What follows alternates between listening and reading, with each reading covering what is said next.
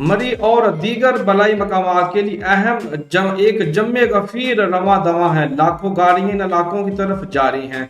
वफाकी वजीर इत्तलात वफाद हुसैन ने कहा कि शदीद बर्फबारी के बायस रावलपिंडी पुलिस की अमदादी सरगर्मियां जारी हैं। बर्फबारी में फंसे शहरियों को निकालना और महफूज मकामात पर पहुंचाना हमारी अव्वलीन तरजीह होगी। जो लोग अभी घरों में हैं उनसे दरख्वास्त है बलाई इलाकों की सैर का प्लान कुछ दिनों के लिए मुअख्खर कर दें। चौधरी फवाद हुसैन की अवाम से अपील। शेख रशीद भी मरी पहुंच गए।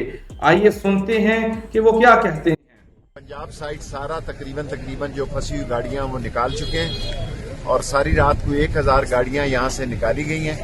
अब उधर गुलडना की तरफ और बाड़ियां की तरफ मसला है, वहां मशीनरी मंगवा ली गई है और वो मशीनरी पहुंच रही है और गुलडना और बाड़ियां जब क्लियर हो गया तो ये क्लियर हो जाएगा।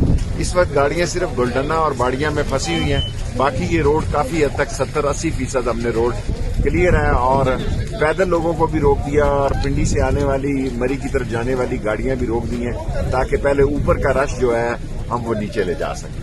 चीफ मिनिस्टर साहब ने कॉल की है, सारे रेस्ट हाउसेज भी यहाँ सरकारी खोल दिए गए हैं। चीफ मिनिस्टर की हदायत पे सारे रेस्ट हाउसेज भी खोल दिए हैं। हेलीकॉप्टर सर्विस भी हम थोड़ी देर में शुरू करने वाले हैं और जरा मौसम खराब है, जरा मौसम बेहतर हुआ तो हेलीकॉप्टर सर्विस भी शुरू हो जाएगी।